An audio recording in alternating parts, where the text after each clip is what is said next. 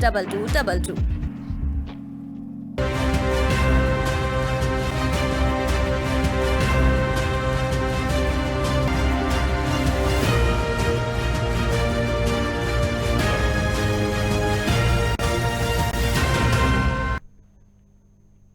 नमस्कार, बहुत स्वागत है आपका खबर भारत में। आपके साथ मैं हूं संयम जैन। खबर भारत की आज की खास पेशकश, कहा जाए कि आज का जो खास मुद्दा है वो सीधा सीधा हिजाब को लेकर है। मध्य प्रदेश के अंदर हिजाब की एंट्री हुई और एग्जिट भी हो गई, सरकार ने संभाला। लेकिन कर्नाटक राज्य के अंदर हिजाब का विवाद आज कोर्ट में है और कोर्ट के अंदर आज इसकी पहली सुनवाई हुई।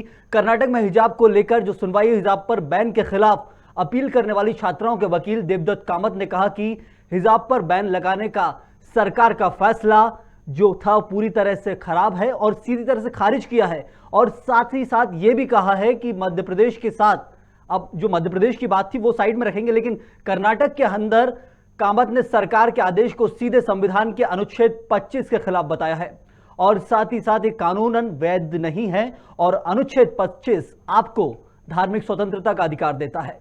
तो फिर ये धर्म विशेष का ये मामला, या फिर कहा जाए कि स्कूल कॉलेजेस जहां भी आप ले लीजिए इसको, इन जगहों पर धर्म के साथ स्वतंत्रता कैसे होगी और क्या ये वाकई संविधान के अनुच्छेद में बैठता है, या फिर कोर्ट का, हाईकोर्ट का फैसला यदि सही नहीं होता है तो क्या संविधान पीठ को बैठकर इसके ऊपर फैसला लेना होगा। आगे सब कुछ इस पर बात करेंगे, लेकिन अभी फिलहाल हमारे साथ मेहमानों का एक पैनल है। सबसे पहले बीजेपी से हमारे साथ नेहा बग्गा जुड़ी हुई है, बहुत स्वागत करता हूं आपका नेहा जी। कांग्रेस से हमारे साथ हैं अवनीश बुंदेला। अवनीश जी, बहुत स्वागत है आपका। साथ ही साथ वरिष्ठ पत्रकार जुबैर कुरैशी साहब हैं। जुबैर जी, बहुत स्वागत है आपका।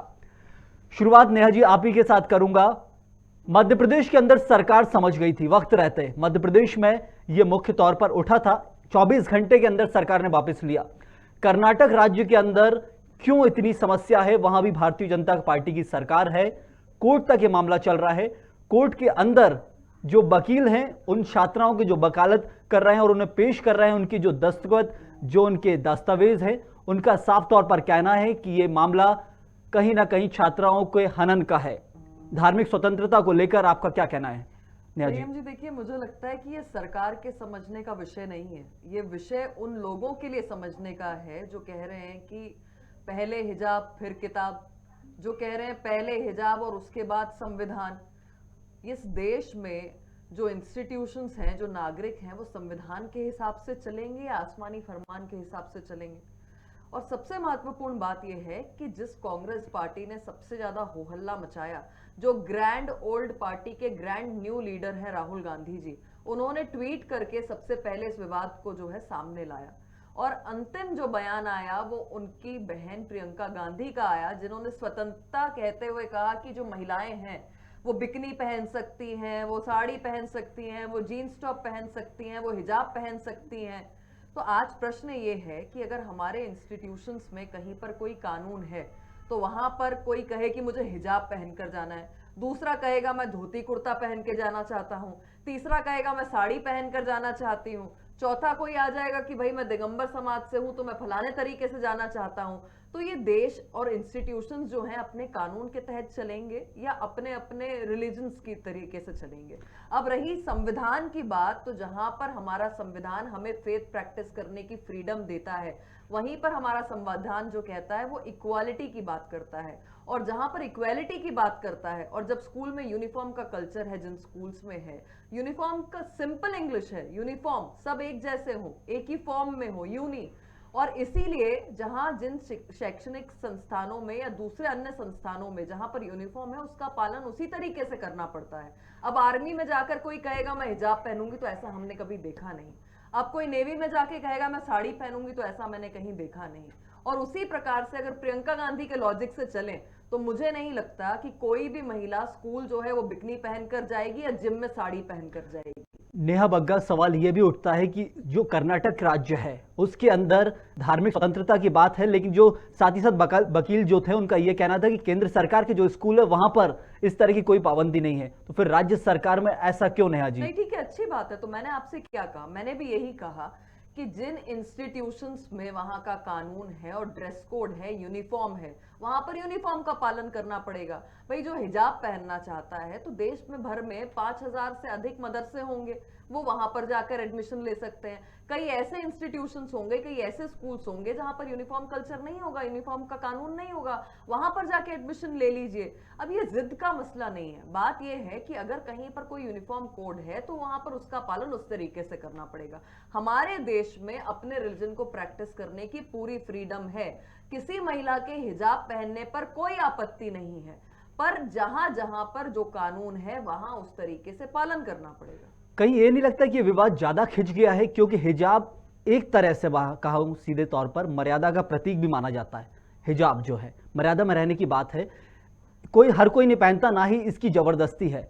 एक वर्ग के लोग में भी सभी लोग नहीं, कुछ लोग पहनना चाहते हैं, तो उनको स्वतंत्रता देने में क्या जाता है। कॉलेज के अंदर की बात मैंने ये, स्कूलों के अंदर तो वैसे भी बच्चों की उम्र कम रहती है तो वो लोग बिना हिजाब के ज़्यादातर जाते हैं, लेकिन कॉलेजों के अंदर कर्नाटक राज्य की सरकार ने ज़्यादा खींच दिया इस मुद्दे को, ऐसा नहीं कहा जा सकता। देखिए, दो प्रकार के हमारे संविधान में फेथ को प्रैक्टिस करने के लिए दो सेक्शंस दिए हैं।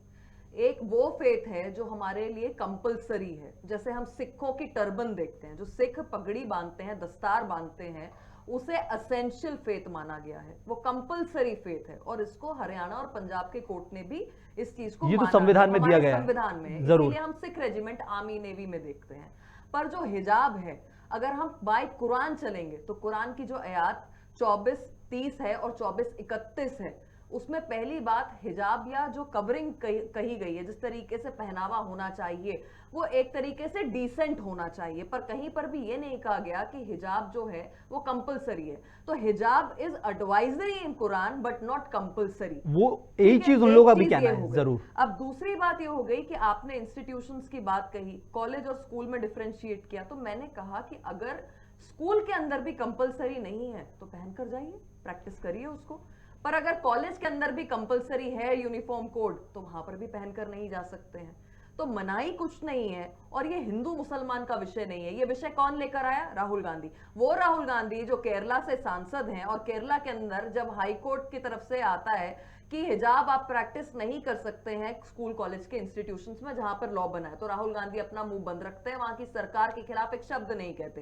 केरल के राज्यपाल तो खुद विरोध करते हैं इसका। केरल के राज्यपाल आरिफ मोहम्मद जो वो खुद हिजाब का विरोध करते हैं। गवर्नर आप ठीक है, पर सरकार ने जब कानून बनाया है तो राहुल गांधी सांसद होने के बावजूद कुछ नहीं कहते। अब जब मुस्लिम एजुकेशन सोसाइटी जो केरल से चलती है और मिडिल ईस्ट में उसके लगभग 150 इंस्टीट्यूट्स हैं, स्कूल कॉलेज सब मिलाकर, उसने साफ साफ कहा है कि यहाँ पर यूनिफॉर्म चलेगी। अब आपको संयम जी एक उदाहरण देती हूँ, जब मैं ही स्कूल में थी तो मेरे साथ में एक जो लड़की थी वो एक महंगी घड़ी पहनकर आई। हमारी शिक्षक ने कहा कि आप इस घड़ी को उतार के रख दीजिए और आइंदा पहनकर मत आइएगा। आप जानते हैं क्यों? क्योंकि जो स्कूल है वहां पर कोई अमीर नहीं है, कोई गरीब नहीं है। अब अमीर जो होगा वो मान लीजिए अच्छे अच्छे कपड़े, महंगे, इस तरीके से घड़ी और इक्वालिटी अफेक्ट कर रहा था, और जो बाकी गरीब या पिछड़े तबकों से आते हैं वो उस हिसाब से अफोर्ड नहीं कर सकता।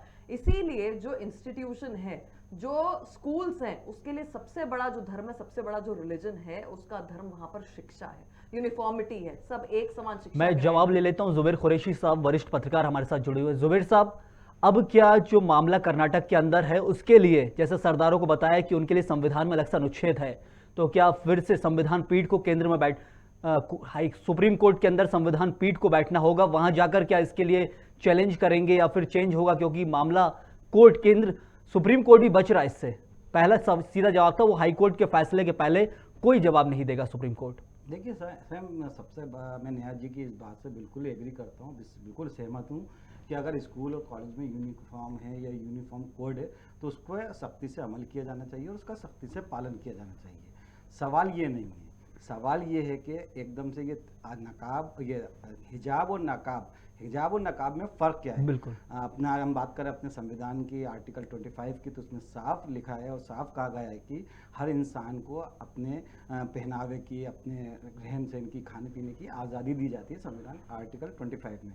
रही स्कूल और कॉलेजों की बात, तो स्कूल और कॉलेज में जो स्कूल कॉलेज का नियम है उस पर पालन किया जाना चाहिए, लेकिन साथ में ये भी देखना चाहिए कि अगर कोई लड़की अपने अधिकार की बात कर रही है, हिजाब एक सिर्फ सर ढाकने का है, जैसे आप देखते हैं राजस्थान में पल्लू होता है, बताया था हमने दर्शकों को, हिजाब, नकाब और बुरखे तीनों में फर्क बताया। वही फर्क, सबसे पहले हमें ये फर्क को समझना पड़ेगा कि हिजाब और नकाब में फर्क क्या है। आप हिजाब करते हैं तो सिर्फ आपका जो सर है वो कवर्ड होता है, जबकि नकाब में आपका पूरा फेस कवर्ड होता है।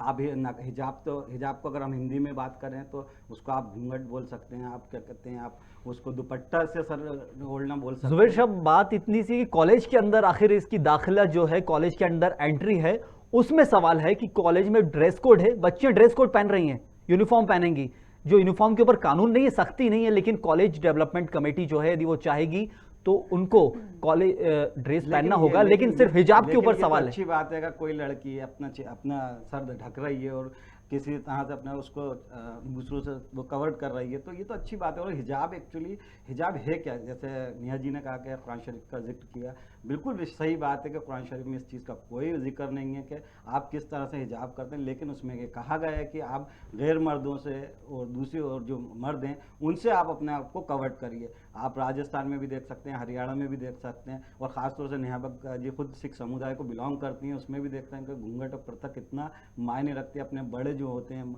उनसे घूंघट किया जाता है, उनसे पर्दा किया जाता है। तो यहाँ पर्दा नहीं हो रहा, यहाँ फेस कवर्ड नहीं हो रहा, यहाँ पर सिर्फ सर ढकने की बात हो रही है। नेहा जी, आखिर सवाल यही है कि कैसे सरकार सामंजस्य बैठाएगी, क्योंकि जो एक धर्म विशेष के लोग हैं उसके अंदर हिजाब पहनना है, कंपलसरी नहीं है, ना ही कुरान में बोला गया है, ना ही कॉलेज डेवलपमेंट कमेटी इस पे ज़रूर सवाल लेती है क्योंकि यूनिफॉर्म ड्रेस कोड पे खिलाफत होती है। बात यह कि आखिर कैसे सामंजस्य बैठाएगी सरकार, कर्नाटक सरकार के ऊपर सीधा सवाल है। नहीं, देखिए संयम जी, क्योंकि पूरा जो मैटर है अभी कोर्ट में पेंडिंग है, तो मुझे लगता है कि कोर्ट का निर्णय आने का जो है इंतज़ार हम सबको करना चाहिए और हम सब उसका सम्मान करते हैं। पर जिन इंस्टीट्यूशंस में संविधान के तहत कोई कानून बनाया गया, तो वहाँ पर वोट बैंक के लिए, क्योंकि हम सब जानते हैं कि 5 राज्यों में चुनाव है, और चुनाव को देखते हुए जिस तरीके से कांग्रेस, ओवैसी जी की पार्टी और भिन्न भिन्न लोगों ने इस मुद्दे को भुनाने का प्रयास किया है, ये हमारे देश के लिए मुझे लगता है सबसे निचले स्तर पर हम जाके चर्चा कर रहे हैं। क्योंकि जिस तरीके से इसको हिंदू मुसलमान बनाया गया है, ये हिंदू मुसलमान का तो मैटर ही नहीं है। मैंने आपसे कहा कि जहां संविधान में लिखा है, जिस स्कूल कॉलेज में नहीं है ड्रेस कोड, यूनिफॉर्म नहीं है, वहां पर बेशक आप जाकर हिजाब पहन कर जाइए, कोई मनाही नहीं है। पर आज जहां पर हम प्रोग्रेसिव सोच की बात करते हैं, वहां पर कुछ ठेकेदार आ गए हैं जो नारा दे रहे हैं कि पहले हिजाब फिर किताब। हम किस तरफ लेकर जा रहे हैं महिलाओं को? कट्टरपंथी लोग बिल्कुल बर्दाश्त नहीं किए जाएंगे। नेहा जी, बिल्कुल सत्य है कि कट्टरपंथ यदि आ जाएगा, किसी भी धर्म में हो, हिंदू धर्म या मुस्लिम धर्म में, कट्टरपंथ यदि आ जाएगा और किसी की खिलाफत के लिए कानून और संविधान के खिलाफ जाएंगे तो बर्दाश्त नहीं है। यदि जो कर्नाटक से वीडियो आया था वो कट्टरपंथ को कहीं ना कहीं उकसाता है कि नहीं, आप इतना सा जवाब दीजिए नेहा जी। देखिए, कोई भी हो, अगर आप संविधान की तरह उसके हिसाब से चलेंगे तो मुझे नहीं लगता कि कोई टकरार की स्थिति बनती है। और दूसरी ओर अगर इस तरीके से जो डिवाइड एंड रूल की पॉलिसी चल रही है, जो अंग्रेजों की नीतियों पर जो लोग चल रहे हैं, ये दोनों पक्षों की तरफ से ये अच्छा नहीं है। ये मैसेज हमारे देश के लिए कम से कम अच्छा नहीं है। हमारे यहाँ पे ना जाने कितनी जातियां हैं, कितने धर्म हैं, और हम लोग सब सद्भाव के लिए जाने जाते हैं।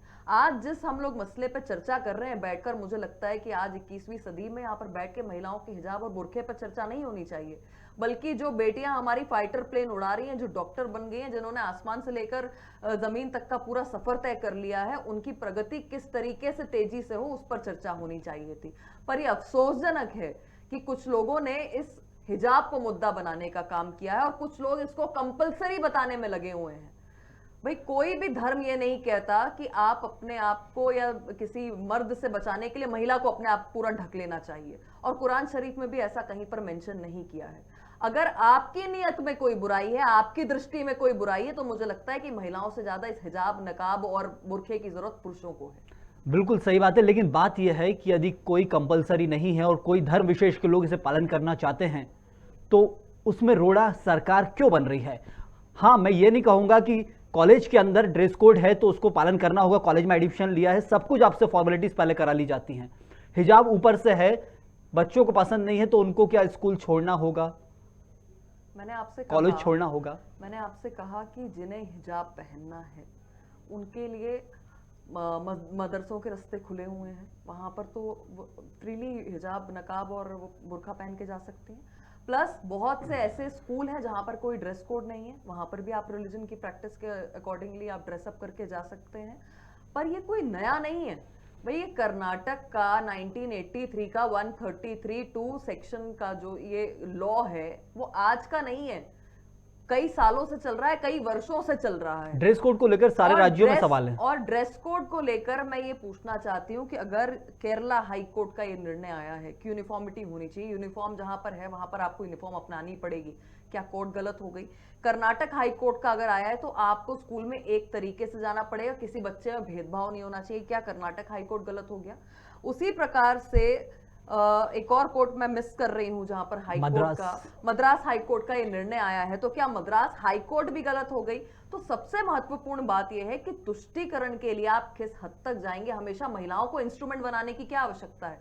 भाई ये लोग कहां थे जब ट्रिपल तलाक पे बात हो रही थी? तुष्टीकरण की बात ये है, जो महिलाओं को हक दिलाने की बात कर रहे हैं आज हिजाब पहनाकर, ये तब क्यों चुप हो गए थे जब ट्रिपल नेहा तलाक जी, यदि तुष्टीकरण की बात है तो मध्य प्रदेश सरकार इसे अपनाने वाली थी लेकिन छोड़ दिया आखिरी समय पे। मध्य प्रदेश सरकार तुष्टीकरण के दायरे में आती है। प्रथम ये कि मध्य प्रदेश में ऐसा कोई मामला लंबित नहीं है। नंबर 2, ये कर्नाटक का मामला है, हाई कोर्ट में पेंडिंग है और हम सबको उसके निर्णय का इंतजार करना चाहिए। और सबसे ऊपर ये कि हम संविधान को मानने वाले लोग हैं, जिन इंस्टीट्यूशंस में जहां जो लॉ बना है, मुझे लगता है कि हर बाइडिंग सिटीजन को जो लॉ मानता है उसे इसको मानना पड़ेगा। जुबैर साहब, कर्नाटक हाईकोर्ट में फैसला जारी है, कल फिर सुनवाई होगी। कर्नाटक हाईकोर्ट फैसला वही देगी जो संविधान और कानून के दायरे में होगा। अब यदि आप चाहते हैं हिजाब से एंट्री हो या फिर जनता चाहती है या फिर एक वर्ग विशेष के लोग चाहते हैं हिजाब से एंट्री हो, तो फिर तो संविधान पीठ के बैठने के अलावा कोई रास्ता नहीं बचता। देखिए, बिल्कुल मैं नेहा जी की इस बात से बिल्कुल एग्री करता हूँ कि ये मुद्दा ही नहीं होना चाहिए। मुद्दा होना चाहिए कि स्कूल में एजुकेशन है कैसी हो रही है, कॉलेज में एजुकेशन हो रहा है। लेकिन सवाल ये उठता है, ये कर्नाटक हाई में पहले से ये मामला चल रहा था, लंबे टाइम से पेंडिंग था। जब 5 राज्यों के चुनाव डिक्लेयर हुए उसी दौरान क्यों कर्नाटक सरकार ने इस पे पाबंदी लगाई है? कर्नाटक का जो कॉलेज है उसने इस पे पाबंदी क्यों लगाई? पहले भी लगा सकते थे, उसके बाद चुनाव होने के बाद भी इसको पर रोक लगा सकते थे। लेकिन जैसे ही चुनाव की डेट डिक्लेयर हुई, जैसे ही चुनाव की तारीख का ऐलान हुआ, तो कर्नाटक के जो कॉलेज है उसने ये पाबंदी लगाई। और आपने देखा होगा कि विरोध कौन कर रहा है। बिल्कुल नेहा जी की इस बात से सहमत हूँ कि इसको राजनीतिक मुद्दा बनाने की कोशिश की गई है, हिंदू मुस्लिम मुद्दा बनाने की कोशिश की गई। कोर्ट तक यदि सीमित रहे तो बेहतर है। किसने है कोशिश की? किसने? कांग्रेस ने की है या बीजेपी ने की है? क्योंकि बीजेपी की सरकार है कर्नाटक में, और कॉलेज ने ये पहले स्टेप उठाया। जैसे नेहा जी ने भी बताया कि लंबे समय से ये मुद्दा चल रहा था, लेकिन उसी पीरियड में, उसी दौरान जब चुनाव की डेट डिक्लेयर होती है, ये मुद्दे को लेके आया जाता है। ये अक्सर होता है जब भी कोई किसी कभी ना कभी हिंदू मुस्लिम बनाने की कोशिश की जाती है। यूपी चुनाव है, पंजाब चुनाव है, तो अलग अलग तरीके से मुद्दे बनाने की कोशिश की जाती है। कभी ट्रिपल तलाक को मुद्दा बनाने की कोशिश की जाती है, कभी दूसरे मुद्दों बनाने की कोशिश की जाती है। और इससे सबसे ज़्यादा इस मुद्दे से फ़ायदा किसको होना है, ये हमें देखना होगा। अब जुबैर साहब, एक सवाल और लूंगा आपसे ही कि जवाब कि आखिरकार जो मुद्दा है कर्नाटक के अंदर, अभी कोर्ट के अंदर है, फैसला जब तक कोर्ट का नहीं आएगा कोई भी पार्टी का पक्ष मायने नहीं रखता है। देखिए, अभी जो यहाँ के स्टूडेंट्स हैं, जो मुस्लिम स्टूडेंट्स हैं, उन्होंने जो याचिका दायर की है कि हमें हिजाब पहनने की परमिशन दी जाए, आर्टिकल 25 के तहत उन्होंने अपने अधिकार की बात कही है। जो कांग्रेस इनके वकील हैं कपिल सिब्बल साहब, उन्होंने कहा कि नो जजों की बेंच इस पर सुनवाई करे।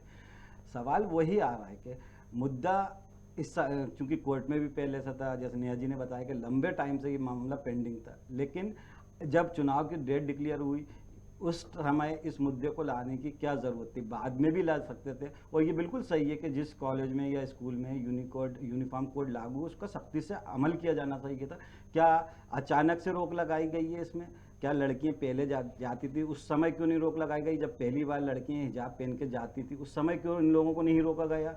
लेकिन जब चुनाव की डेट आई तब क्यों रोका गया? पहले से लड़कियां जाती थी, उन्होंने इस बात का विरोध नहीं किया है कि हमको पहली बार रोका गया है। पहले से ही वो लड़की वहाँ पर हिजाब पहन के जाती थी, लेकिन अचानक से उनको हिजाब पहनने से रोक दिया गया। पहले आपको यूनिफॉर्म कोड याद नहीं आ रहा था क्या? मामला सबसे बड़ा यही है कि आखिर इतने सालों से दबा था।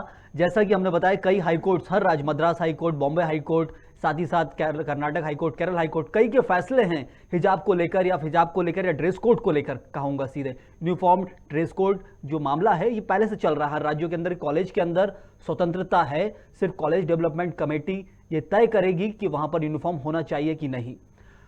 नेहा जी, सवाल एक और ये उठता है कि यार कर्नाटक सरकार, कर्नाटक में भाजपा की सरकार है और केंद्र में भी भाजपा की सरकार है। केंद्र क्यों इस मुद्दे को नहीं संभाल पाया, आखिर ये मुद्दा कोर्ट में पहुंच गया? देखिए, आपको मुझे लगता है कि मुझसे ज्यादा नॉलेज होगी कि कर्नाटक हाई कोर्ट में जो ये 6 बच्चियां ऐसे जो लड़कियां गई हैं, उनके वकील कौन है और किसने भेजे हैं? कांग्रेस ने भेजे हैं। आप सभी जानते हैं कि सुप्रीम कोर्ट में इसकी प्ली लेके गया कौन? श्रीमान कपिल सिब्बल जी, कांग्रेस पार्टी के वरिष्ठ नेता हैं।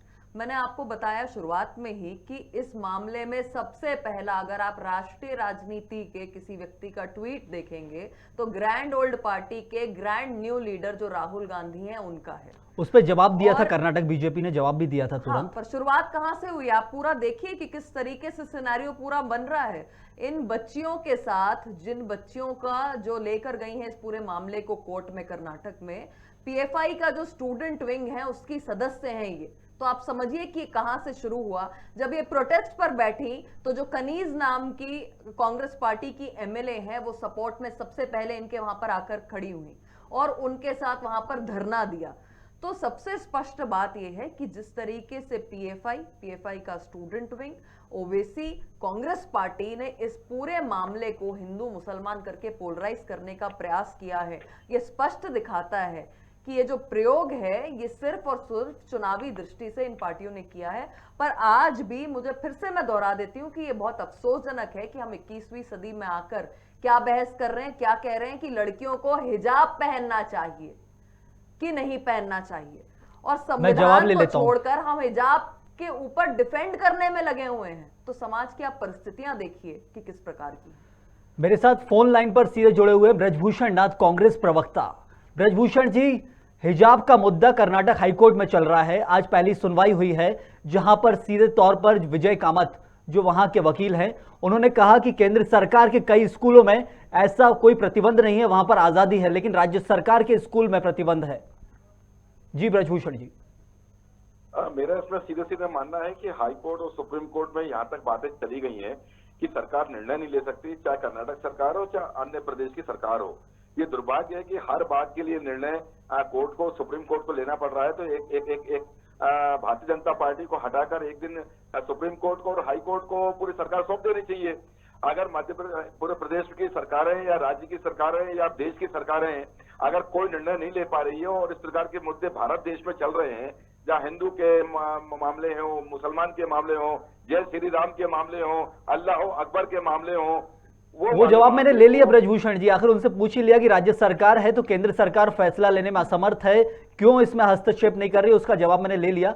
लेकिन सवाल यह है कि क्या कांग्रेस इस मुद्दे को भुना रही है? ऐसा सीधा जवाब आरोप लगा रही है बीजेपी आपके ऊपर। कांग्रेस संभाव के साथ सबके विकास की बात करती है, लेकिन भारतीय जनता पार्टी को आप देखिए, सन 1984 से लेके केवल हिंदुत्ववादी के नाम से वोट लिए जा रही है और हिंदू को हिंदू से बांटने का काम कर रही है।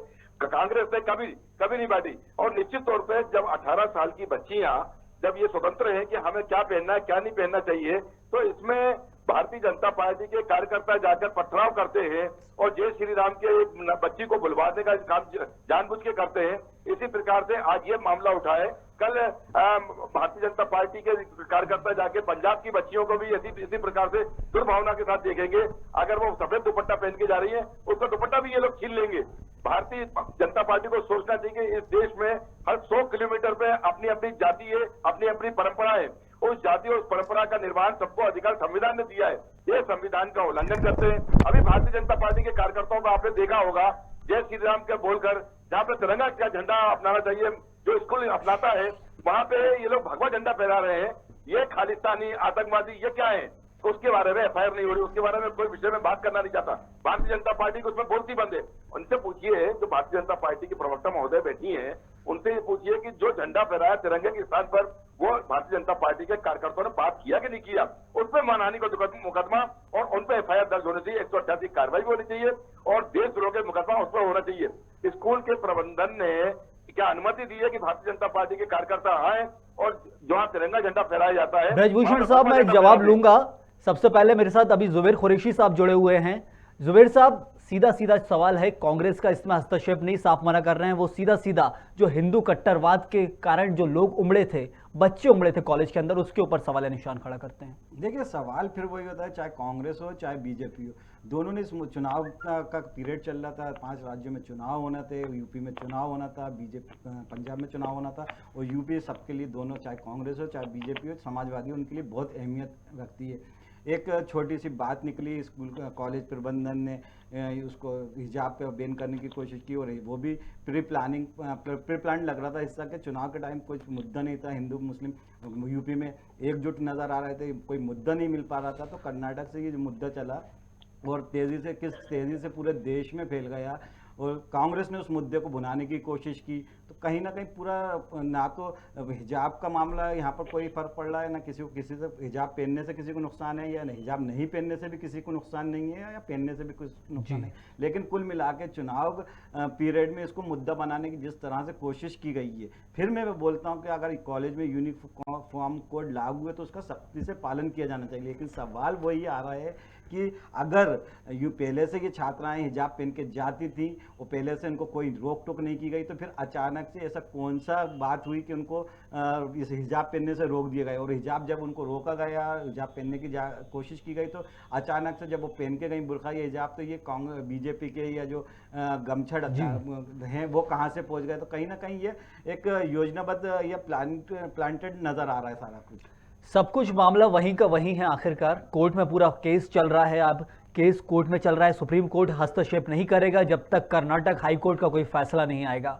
जुबैर साहब, बहुत शुक्रिया आपका इस खास मुद्दे में हमारे साथ जुड़ने के लिए। ब्रजभूषण नाथ जी भी बहुत बहुत शुक्रिया आपका, कांग्रेस प्रवक्ता हमारे साथ जुड़े हुए थे। समय की बहुत कमी है, सीधा सी बात है इसके अंदर कि हिजाब का जो मामला है कोर्ट के अंदर है, फैसला जो भी होगा, लेकिन देश के अंदर यदि कोई भी पार्टी कट्टर पंथ के साथ आगे आके किसी भी चीज का विरोध करेगी, चाहे वो हिंदू या मुस्लिम, कट्टर पंथ के साथ इकट्ठा होकर आप संविधान के खिलाफ जाके यदि विरोध के लिए उतरेंगे तो वो गलत कहलाएगा। हिजाब का मामला कहां तक पहुंचता है और कोर्ट का इसमें क्या फैसला आएगा, वो सबसे मायने रखता है। शुक्रिया अदा करूंगा, नेहा बग्गा बीजेपी प्रवक्ता हमारे साथ जुड़ी थी। बहुत शुक्रिया आप सभी मेहमानों का, धन्यवाद।